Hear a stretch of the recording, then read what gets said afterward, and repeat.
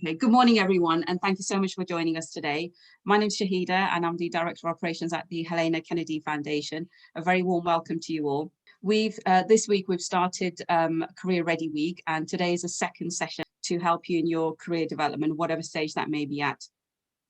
And today's session is improving your LinkedIn profile, and it's going to be facilitated by Jacqueline Heron. And in the session, Jacqueline will cover the importance of your LinkedIn profile, how to make the most of it, and the do's and don'ts. So at the bottom of the screen, whatever device you're on, there is a Q&A section and the chat function as well. So feel free to say hello to us and pop any questions. We have allowed for time at the end for questions as well, so we'll be addressing them all. And this session is being recorded, so it will be going up on our YouTube channel sometime after this has been recorded. So by way of introduction, Jacqueline Heron is an experienced career coach, and she's been with the foundation for a number of years and helping to support many of our winners. After a career in the City of London, she now coaches people at different stages of a career to help them perform at their best by understanding their strengths and giving them the confidence to succeed. So without further ado, I'd like to hand over to Jacqueline. Thank you so much, Shahida, and hello everyone. Delighted to be with you today. So today is all about LinkedIn. Definitely LinkedIn has to be part of your personal brand, your career strategy. It used to be one of those things that was a nice to have, and I would say now that it's got to be, as well as having your CV, which everybody's got and keeps up to date, you've really now got to have your LinkedIn profile and use that to maximum advantage.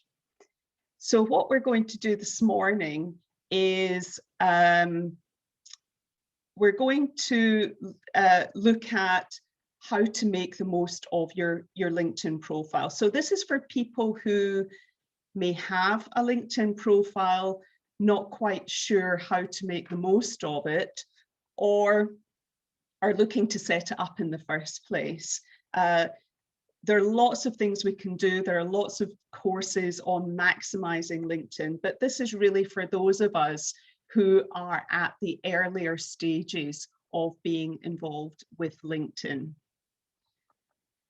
And this is what we're going to cover. A tiny bit about LinkedIn, just to give you a sense of who it is and what it does. Looking at your profile, what does that look like, and what should be in there. Building your connections, because LinkedIn is a community. So how do we make the most of that community? Because it's very much a two-way thing. Asking for recommendations. So how do we make that profile as powerful and as vibrant as possible? How to make the most of it? What we should be doing regarding LinkedIn, what we shouldn't be doing, and a couple of resources at the end. I think I saw that there was some chat earlier, so I don't know, Shahida, if there's anything in there. Can you have a quick look before we go on? I just want to make sure everybody can hear is okay. Yeah, everyone's fine. They're just all saying hello. And I've just also messaged everyone to say if they've got any tips to share as well, pop them in the chat as well. Absolutely. Thank you very much. So a tiny bit about LinkedIn. It's in the UK, there are over 25 million LinkedIn users in the UK and over 500 million globally. So it's big and it's getting bigger. As I mentioned, it's in terms of professional community, this is the go-to platform. So when you're looking to create your brand, get a presence, LinkedIn's a great way of doing it. And I think too, one of the things I like about it is it's organic. You can build on it. LinkedIn often add new features, they change things, so it's useful just to keep on top of what's happening there. My colleague Liz, who I know is running a session later in the week, was a managing director. She had her own recruitment agency. And certainly one of the things Liz has mentioned in the past is nowadays, again, for recruiters, LinkedIn is a go-to place. So if you're looking for a role, a recruiter will go to LinkedIn and will heavily use LinkedIn. They have additional features as recruiters compared to those of us who are just day-to-day users, and also employers. And one of the things that employers are increasingly doing, in fact, a survey showed that over 90% of employers, if they're looking to bring you into their company, they will check your LinkedIn profile. So, as I said, very important for us to have. So what I want to do now, in terms of getting to the meat of the session, is look at profiles and how we build up our profiles and how we make the most of them. I think this is a pretty cool one here. So of my first connections, but so here we have a clear professional photo. We've got the clarity of his name. We have James Bond. We know what his job is. We know where he's worked. We know that he's part of the British Secret Service and University of Oxford, and he's got over 500 connections. So you look at that and you're very clear about the person, the profile picture that is appropriate to their role, and a little bit about them, and in terms of his personality too. So we know what his job is, but we also know that he has an interest in being a martini connoisseur, and shaken not stirred is his USP. So there's not much on there, but you've got a sense straight away of who that person is. The other thing we have here at the bottom, I've just added, is he's got his own LinkedIn name. So, and this is one of the pieces of resource that I will give you at the end. It's very easy for us to personalize our LinkedIn title. For me, I have Jacqueline Heron Coaching. And if you don't do that, what LinkedIn will do is just give you a big whole alphanumeric stream that links you to your page. So one of the first things I would suggest you do is personalize it to you. It looks professional, and it also lets people know that you've got a bit of capability, you know how LinkedIn works. So what I'm going to do now is just take you through some connections of mine, because one of the things we want to start off with is looking at the photo.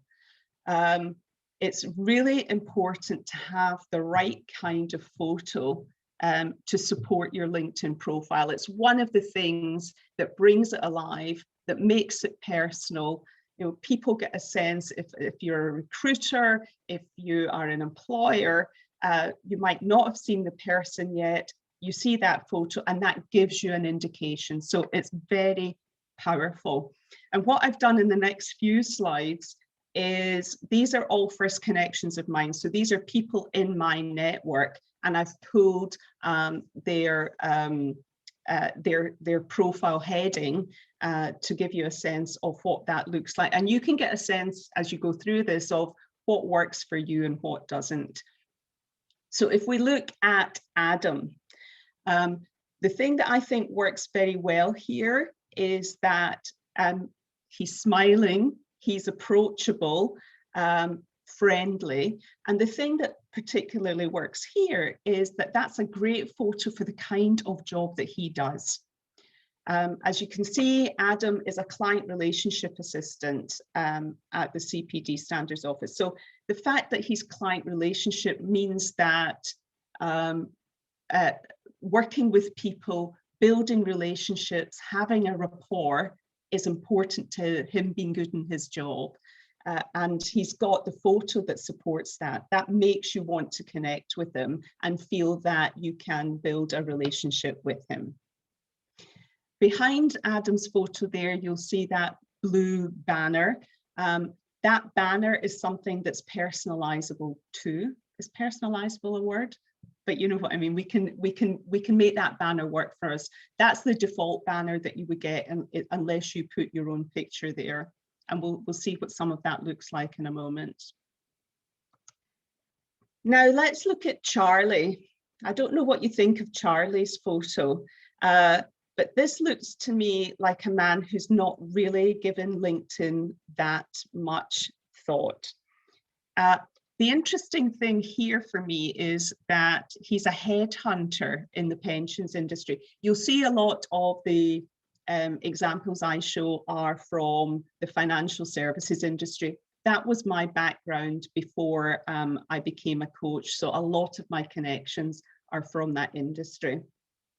So as a headhunter, again, you expect someone to be really thinking about the impact they make, because they're, again, all about placing people with organizations, building relationships.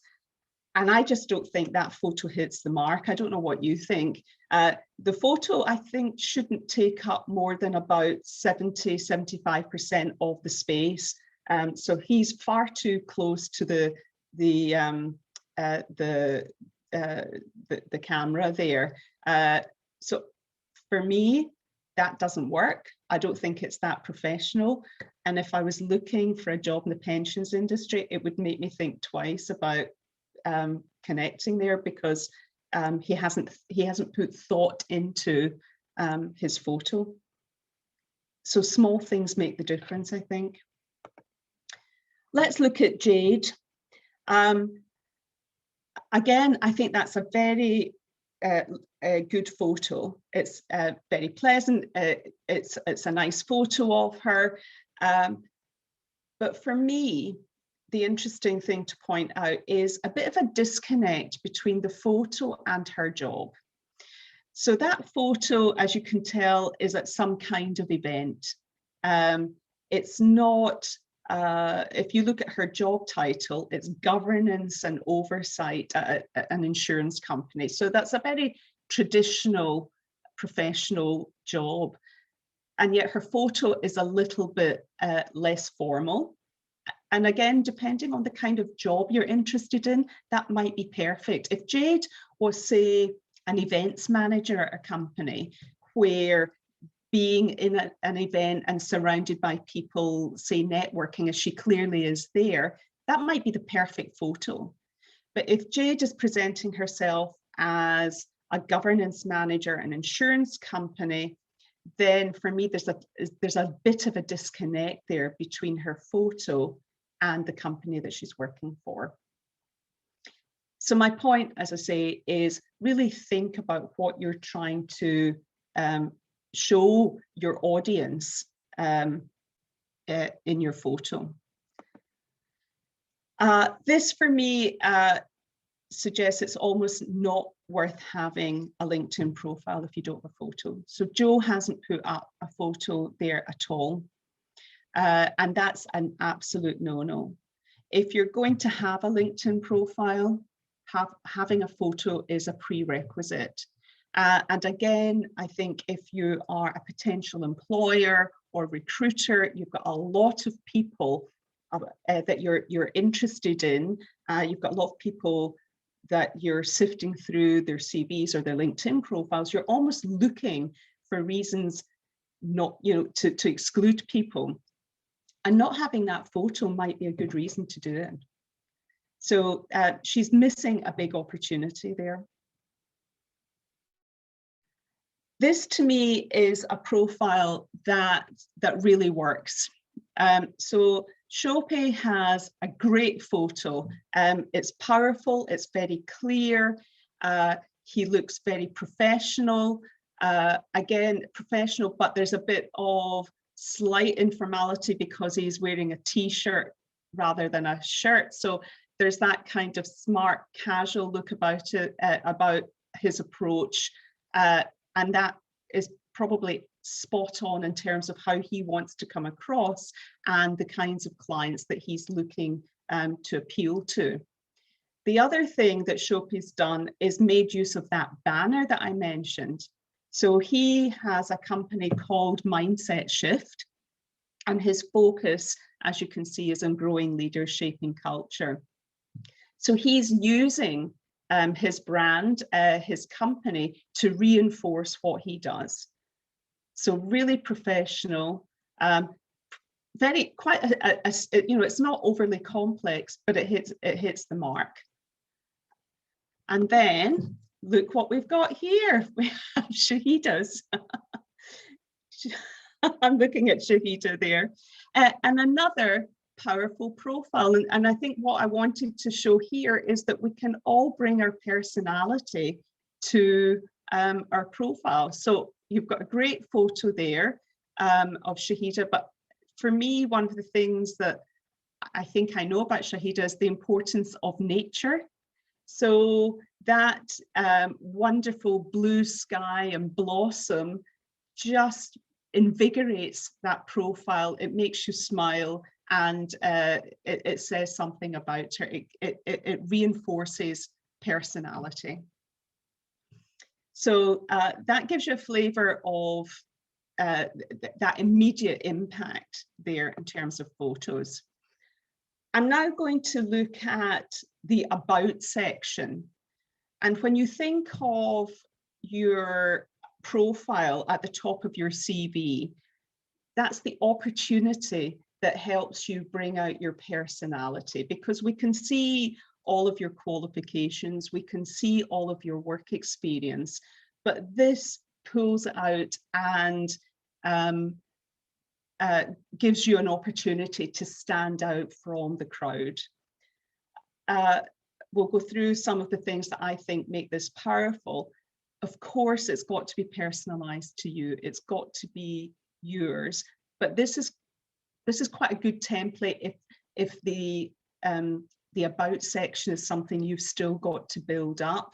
You might want to pick out some of the themes that Jessica has got here. So a couple of points here. Firstly, it's in the first person, and that's really important because it's about you.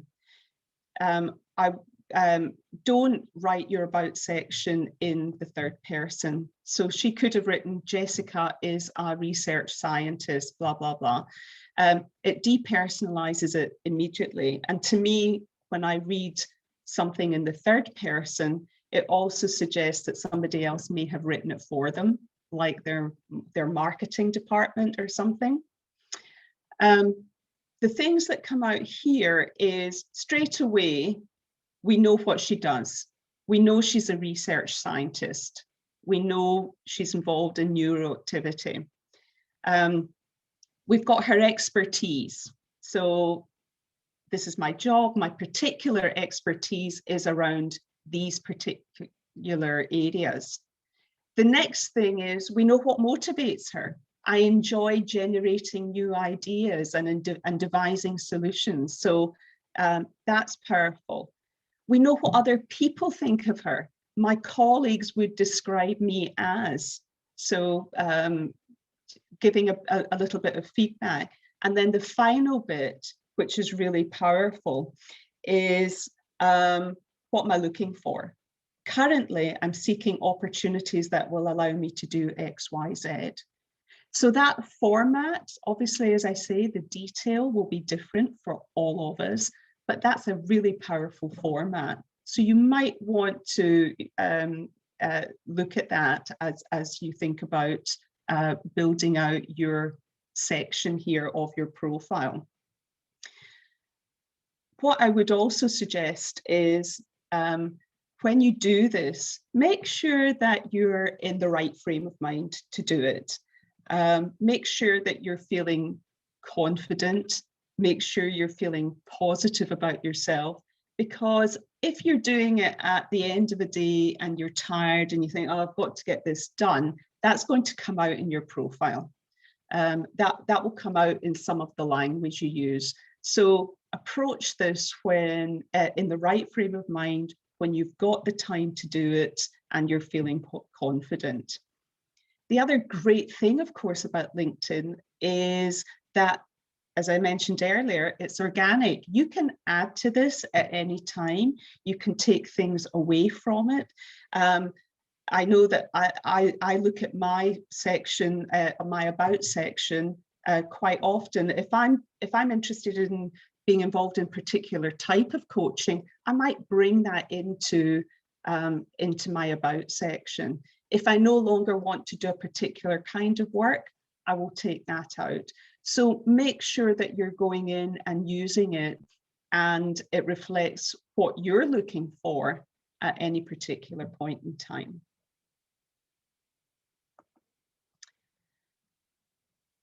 The other thing that we want to make sure is in the profile, and again, a good LinkedIn profile, you want to make sure that you fill as much of it in as possible, is the skills section.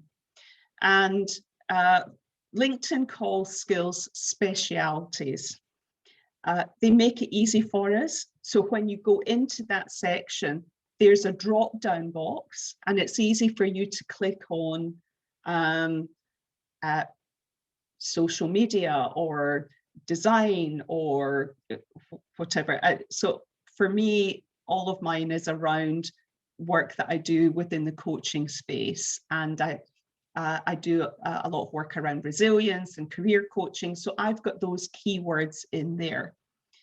Again, if you're starting out and you're still at the early stage of your career, maybe look to have 4 or 5 of these and then build it. So you might want project management or team working, or so some of the things that you feel comfortable in now, and then as you get more experience, just keep adding to that until you've got the right kind of skill set, because those are keywords that a lot of people will be looking for when they're looking at your profile. One of the key things that's really powerful about LinkedIn is building your connections. My advice here would be to be thoughtful about it. At the outset, I guess we're all, and I certainly did this when I first set up my LinkedIn profile a number of years ago. You think, oh gosh, I want to build up my connections, and you don't give a huge amount of thought. You tend to go for quantity rather than quality. But my advice would be really think about your connections. Remember, it's a two-way thing. Who do you want to connect with, and who wants to connect with you? And what do you want that connection group to say about you and your personal brand?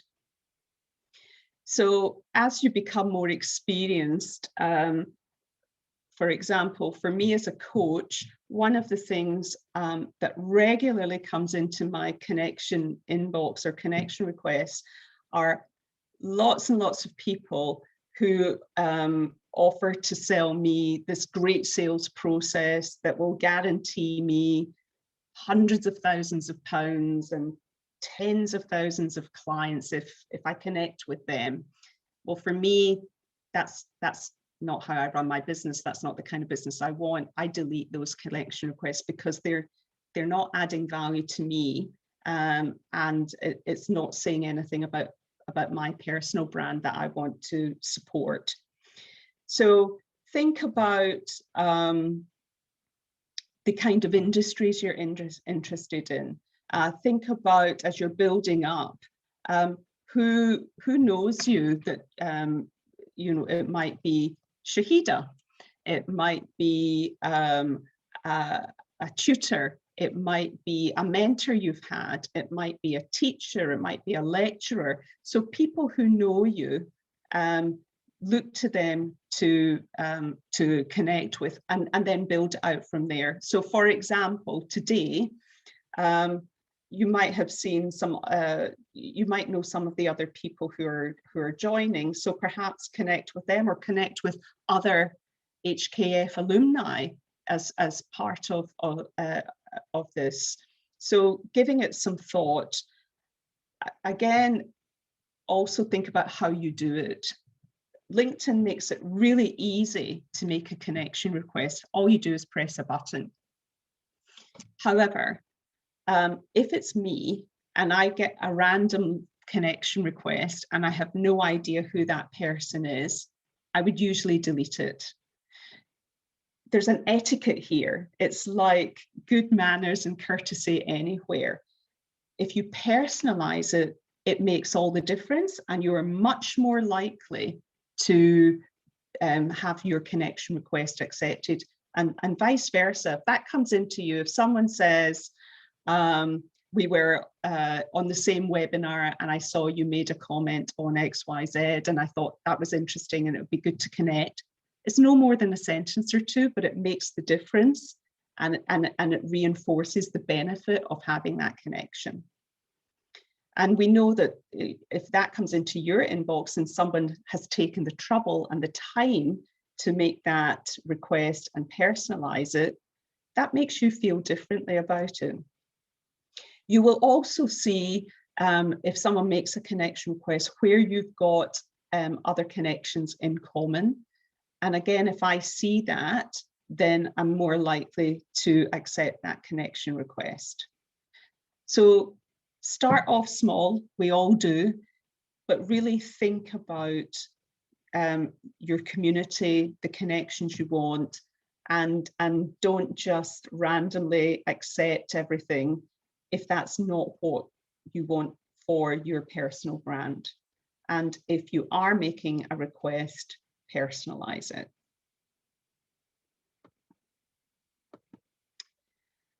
Recommendations. There are two ways of reinforcing your brand on LinkedIn. One is endorsements, which is a quantitative thing. So for example, if you're interested in social media and you've worked with various of your various connections on that, you might ask them to endorse you for that. And it would then come up as Jacqueline Heron has 30, 31, 40 endorsement, people endorse her for that skill. So that's interesting and it's useful. The much more powerful one is recommendations. And again, what we find is that recruiters will look at recommendations, employers will look at recommendations. I know that if I'm becoming,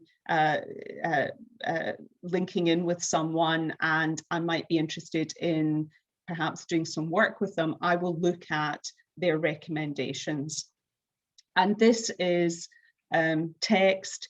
It's someone who has worked with you, who has valued you and is willing to put a short statement to that effect on your LinkedIn profile. Again, LinkedIn makes it really easy to do that. You can just press a button. So I might press a button and ask Shahida for a recommendation. And if that comes out of the blue and I haven't personalized it, I suspect Shahida might just think, who is this person, and either delete it or it goes right down to the bottom of your priority list. However, if I put a little note, as again, it's easy to do on LinkedIn to personalize, to say, Shahida, remember we did this work on XYZ and I did these things for HKF. I'd really appreciate it if you could write a short testimonial for me or a short recommendation. It's much more likely that I'm going to get that request accepted and that recommendation come through having personalized it. It takes a bit of courage because you're asking for someone to write this for you. But if you've done work for them, and if you've had a good relationship and if you've delivered good work, then more people than not are likely to write that for you.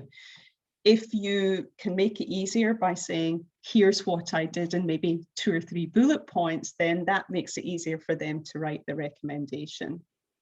So something to build up, something to have as part of when you've worked with someone, just make it part of, would you mind writing me a recommendation, and take it from there. But as I say, it's really powerful.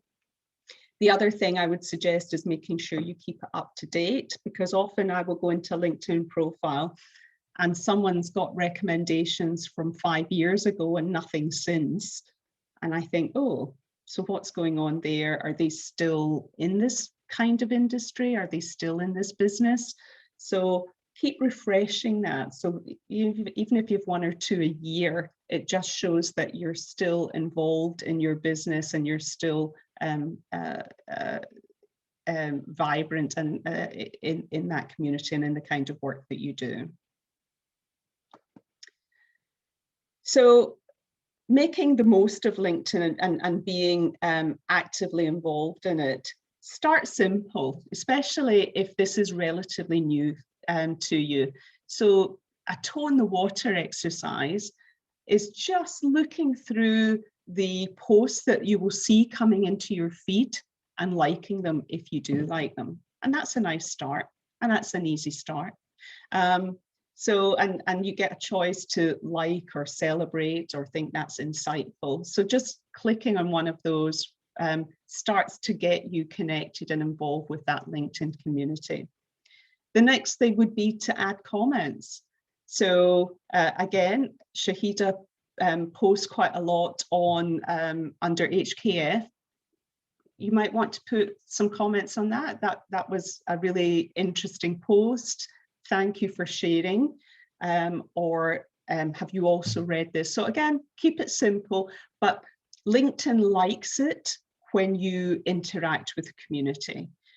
It's, as you know, very algorithm based. So the more you're involved, then if you put something on LinkedIn, the more opportunity you've got for that to go to a wider group. The other thing you might want to do is share. So you've seen an interesting article. It's very easy to click on share and send that to your community saying, this came up in my feed, you might be interested to read it. I particularly like this point. So again, 1 or 2 sentences to personalize it. The next piece of involvement that's, I guess, a step up is writing your own post. And you can write something from scratch in terms of what you're interested in, or quite often I will read an article and then I'll write a post based on that article and include the article. So if it's relevant to coaching or relevant, so one of the things I do a lot of work on at the moment is imposter syndrome. So I might see a post on imposter syndrome and then write 2 or 3 paragraphs to say, this is what I think about it, and here are some of the things people can do, and post that. And again, the best thing to do is, if you're wanting to get involved in that, is to start doing it kind of regularly, maybe once every couple of weeks, just to build up that momentum. So a post would be when you're commenting on something else. Writing articles is just a continuation of that. So that whole post is you almost writing a short article that might be 4 or 5 paragraphs. Always include an image just to make it vibrant. LinkedIn more recently, I don't know if you've seen it, if you are using LinkedIn, is they love polls now. So it's very easy to create a poll and launch a poll, and again gets interaction going with people. They're also keen, I've certainly seen a lot more videos now, so it's very easy to make a video and to upload that when you've become more confident. And I think one of my key points here is, if you are going to do these things, don't feel that it's got to be perfect. In fact, we all love things that are a bit imperfect. We love that authenticity. We love people, being courageous enough to be vulnerable. So accept that and celebrate that. And you could easily say at the start, this is my first video, I'm a bit nervous, but this is what I want to say. And that's absolutely fine, because everybody wants a sense of who you are. The other thing might be too is in terms of what information you see is following influencers. So these are people who have got hundreds of thousands or millions of people following them. For me, so that might be somebody like Bill Gates. It might be, for me, I'm really interested in emotional intelligence, and the key person in that field is Daniel Goleman. So I follow him so that every time he writes or puts something in LinkedIn, that comes into my feed. So just finishing off on pulling this together, the do's, endorse other connections. It's a two-way thing. If you endorse other people, then you're very likely to get that back too. So be open with your support of others. If you are going to use LinkedIn, interact with it on a regular basis. Doesn't need to be every day, but even if you go in a couple of times a week and like a few articles or maybe comment, then that just gets you into the frame of mind there. Keep your profile up to date. So with new experience, you might have a new qualification, you might have new volunteering experience. So make sure that that's always in there. If you are posting an article, always include an image just to make it more interesting and to draw people in. In terms of the don'ts, I think the point of no photo was clear throughout there. So make sure if you're doing this, you're thinking about it. You've got a good photo, a good quality photo on there, not one of you, on holiday or something. It's not Facebook. Don't send random connection requests, always personalize it, and post, as I say, it's not Facebook, so people aren't interested in where you're going in your holiday if you're going. This is work related. So they're interested if you've got a new qualification, or they're interested if you've learned a new skill, or they're interested if you have a view on a work related issue. But not, as I say, Facebook type personal stuff.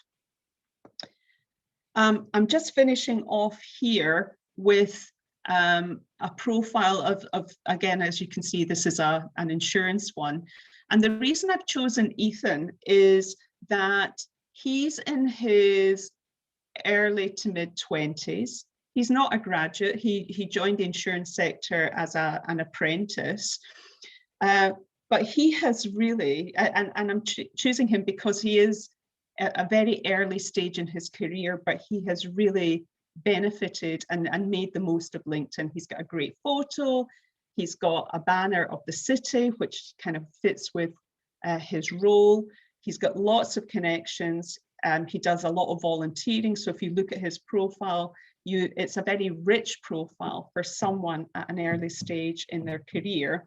And I wanted to share that with you, as don't feel you've got to have masses of experience. Just start working with it and it will build up from there. So it'd be great for you to think about what you've heard in this last sort of 30, 40 minutes.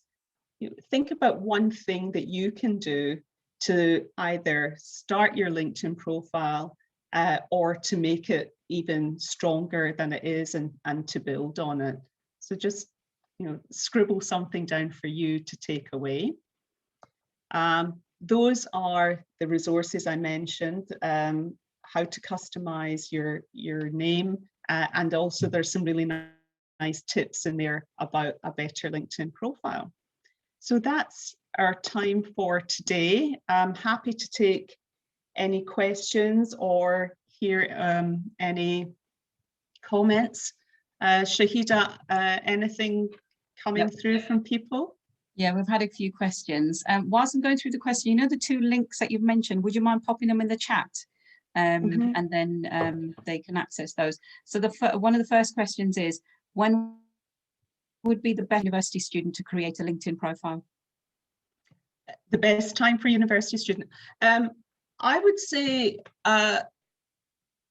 that probably as you're going into your final year, you know, because you're starting to think about what's next. So again, it's absolutely fine to say your student. You could also in your profile as you graduate say actively looking for work in XYZ sector, but starting to gradually build up your profile in terms of your final year, where you're adding perhaps volunteering or clubs you've been involved in or work experience you've had over summer, as well as your education. That's a really good answer. Thank you, Jacqueline. The next one is, what type of profile picture could a student use? Well, I think, I mean, obviously with a student, you're not going to be in a traditional work environment, but I think something that you would be happy for a potential employer to see. So smart casual, I would say. I know some students are always keen when they graduate to put a profile picture of them in their graduation finery. I think that's fine for a short period of time, but that goes out of date quite quickly. So you might want to have that as your profile picture for 3 or 6 months or something like that, but then move to a more a photo that less defines you in terms of time and where you are in your career. Right. Yeah, I think that's what they may have been alluding to about wearing the graduation hat. And yeah, I agree that have it for a short while so they can see you finish university, but then after a short time, change that photo as well. And I can vouch for what you said, Jacqueline, about people checking your profiles, because I know that I get job offers all the time. And it's amazing because I'm obviously not looking, but people look at your profile, they've got the premium service, so sometimes you kind of see who's looking at you. So you never know, and you'll just get an email through your inbox to say, are you interested? I know we're just running slightly over time, but I've got one more question as well. It's your contacts. When you delete, when you're having a bit of a cull, can people actually see that you've done that, do you think? I'm not sure. So I'd need to check that out. Unless I think Liz is on this call, so I don't know, Liz, if you have got oh no, she's not here. Is she not here? Yeah, okay. So I'm not sure about that, so we can find that out, and as you send the link we can have that then. Great. Okay. Any more questions? Do just pop them in the chat. We can hang on for another minute or so. But I know I've been scribbling away and taking notes, trying to find the specialities on my profile as well to see where I can change that. I'll certainly be looking at yours as well and Ethan's profile as well. So we have got a few more sessions coming as well. So tomorrow's is CV and cover letter, which is being facilitated by Liz Watt. And then also finally on Thursday, we're having a session called, it's about interview tips, and also is your social media profile employer ready. So I think that both of them will be great to attend, and I think the CV one will tie in quite nicely with what you've shared today, because really this is an online CV, isn't it? Absolutely. Yeah. Well, there's no more questions, I think, but just want to say to you, Jacqueline, thank you again for hosting such a wonderful session. And would you be happy to connect with the winners? I can see a lot of them are bursary winners. Yeah. So, yeah, and I if think you know I recognize somebody there. Yeah, please go on LinkedIn, just refer to HKF, and I'd be delighted to connect with you. That'd be great. That'd be really nice to do. Brilliant. And if you know me, and you know we've had some kind of communication for quite some time, or I've done some work with you, let me know. I'm quite happy to write a recommendation as well. So get in touch for that. But thank you, Jacqueline. And I'm going to be looking out for these students and seeing what they've done with their profiles. Great. Okay. Have a very good day, everyone, and thanks for coming along. Okay. Thank you then. Bye-bye.